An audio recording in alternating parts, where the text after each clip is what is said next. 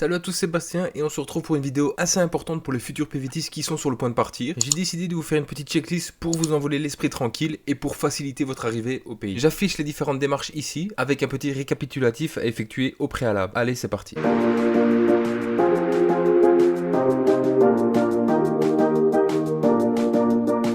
On commence avec l'assurance. La souscription d'une assurance santé, que ce soit pour la maladie, l'hospitalisation ou même plus grave le rapatriement, est un des critères d'obtention du PVT au Canada. La preuve de cette couverture médicale vous sera exigée par un agent lorsque vous passerez la douane. Ne prenez pas de risque là-dessus, d'une part parce qu'on peut vous refuser l'entrée sur le territoire canadien si vous ne l'avez pas. Dans le cas où vous aurez un problème de santé, la note risquerait d'être fort salée. Pour cela, je vous propose Je pars au Canada, qui est partenaire du site comparateur assurancepvt.com, qui regroupe les principales assurances PVT avec des réductions dont certaines exclusives. Ces assurances qui répondront à toutes les situations de ce visa, que ce soit les soins de santé basiques pour les médecins, les professionnels d'un domaine ou soins hospitaliers, ou les soins spécialisés, spécialistes et hôpitaux privés. Cela va dépendre de ce que vous choisissez, mais moi personnellement j'avais payé 500 € pour l'année, j'avais pris AXA. C'était un petit peu cher, on me l'a dit par après, je ne le savais pas, mais pour 300 ou 400 € par année, vous pouvez vous en sortir avec de très bonnes assurances. La première chose à faire est de fixer votre date de départ pour ensuite réserver votre billet. Plusieurs compagnies desservent le Canada depuis la Belgique ou la France, que ce soit Air Canada, Air France, Lufthansa, British Airways, KLM, Air Transat et plein d'autres. Je vous conseille soit Air Canada qui ont des prix très attractifs ou Air Transat qui propose généralement des vols défiant toute concurrence au niveau du prix, mais le confort n'est pas le même que chez Air France ou Air Canada par exemple. Mais tout ça va dépendre de votre budget encore une fois. En ce qui concerne l'argent, ça va être le moteur de votre voyage, donc arrangez-vous si possible de disposer d'une somme relativement importante durant les premières semaines de votre PVT au Canada afin d'assurer les frais d'installation, que ce soit pour le logement ou la nourriture. Si vous comptez voyager tout de suite, vous allez également dépenser plus qu'en France dans votre vie de tous les jours. Mon conseil serait de partir avec un peu d'argent canadien changé en France ou d'emmener de l'argent français et de le faire changer au Canada. Renseignez-vous sur le taux de change et sur les commissions prélevées par les différents établissements bancaires. Vous pouvez également demander à votre banque française si celle-ci a un partenariat avec une banque canadienne. Si ce n'est pas le cas, évitez de retirer trop souvent de l'argent au Canada avec votre carte française, commission oblige. Un seul gros retrait vous coûtera moins cher que plusieurs petits. Lors de mes retraits avec ma carte belge au Canada, je me souviens que j'avais 4,50 $ de frais, donc si vous le faites assez souvent, ça peut revenir une petite somme à la fin du mois. Une fois sur place, le mieux est d'ouvrir un compte rapidement, puis de procéder à un transfert. Avant de partir, vous aurez plusieurs points à régler avec votre banquier belge ou français. Vous allez devoir faire les démarches pour gérer votre compte depuis internet. C'est déjà très commun, mais bon, il faut toujours mieux s'en assurer qu'on peut le faire quand on est avec le banquier et pas à 5000 km. Je vous conseille de modifier le montant de votre plafond hebdomadaire de retrait. Demandez de l'augmenter sans frais si vous ne pouvez pas retirer au-delà d'un certain plafond autorisé chaque semaine. Le montant des frais si vous faites un transfert international. Le montant des frais si vous changez de l'argent français vers le Canada chez eux et inversement. Chose qu'il faut vous renseigner également, c'est la banque partenaire au Canada. Il faut savoir que de nombreuses banques françaises ont un partenariat étranger. L'avantage, c'est que si vous retirez chez eux, il n'y aura pas de frais et les transferts seront moins coûteux. Si c'est le cas, ça vous permettra d'ouvrir un compte au Canada avec une banque partenaire. N'oubliez pas le papier certifiant que vous avez les fonds nécessaires et que vous êtes un bon client. Cela peut toujours servir si vous avez des problèmes pour ouvrir un compte au Canada. Et la dernière chose à faire, c'est de demander, si vous n'êtes pas au courant, comment procéder pour effectuer un transfert international vers le Canada depuis internet. Si vous travaillez en Belgique ou en France et que vous projetez de partir en PVT au Canada, vous devriez quitter votre poste de façon temporaire ou définitive. Plusieurs possibilités s'offrent à vous. Je sais bien qu'en Belgique, si vous êtes en CDI depuis plus de 3 ans, vous pouvez prendre une année sabbatique. Il faut savoir que le PVT au Canada pour les Belges dure 1 an, donc ça vous convient parfaitement. Maintenant, pour ceux qui désirent partir 2 ans, je ne sais pas si c'est possible en France de prendre plus de 2 ans d'année sabbatique, ça m'étonnerait un petit peu. Mais si vous avez la réponse, n'hésitez pas à me le dire en commentaire. Pour trouver un emploi au Canada, le mieux est évidemment d'être sur place. Vous pouvez cependant commencer à regarder les offres dans votre domaine de compétences et dans la région où vous comptez rester afin de vous faire une idée. Je vous ramène sur ma vidéo que j'ai fait sur le travail au Canada qui est beaucoup plus complète et qui vous aidera mieux si vous cherchez vraiment un travail dans l'urgence. Concernant le CV et la lettre de motivation, ils sont indispensables pour trouver du travail.